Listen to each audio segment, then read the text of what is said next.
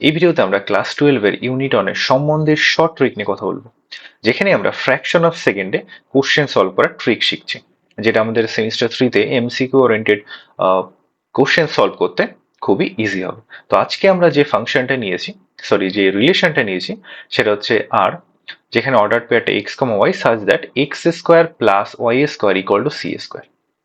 এই টাইপের যদি কোনো রিলেশন তুমি পেয়ে যাও, তাহলে সেটা কখনোই সসম হবে না, কখনোই সংক্রমণ হবে না, অলওয়েজ প্রতিসম হবে।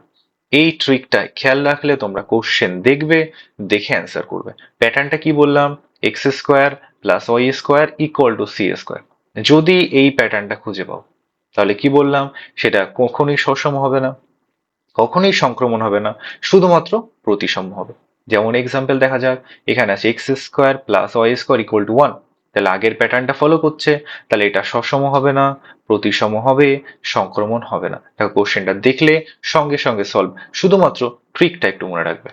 এটা x square plus y square equal to 4, pattern match করছে, তাহলে এটা সসম হবে না, প্রতিসম হবে, সংক্রমণ হবে না। দেখো তোমাদের কোশ্চেন খুব বেশি হলে 2 সেকেন্ড সময় লাগছে কোশ্চেনটা সলভ করার জন্য। তো পরীক্ষায় যদি এইটুকু সময় বেঁচে যায়, তাহলে তোমাদের অবশ্যই পরীক্ষায় বাকি যে কঠিন অঙ্কগুলো সেখানে সলভ করতে তোমরা এক্সট্রা টাইম পাবে। তো এই শর্ট ট্রিক গুলো সব সময় মাথায় রাখবে, যাতে তোমাদের এক্সামে সময়টা বাঁচে।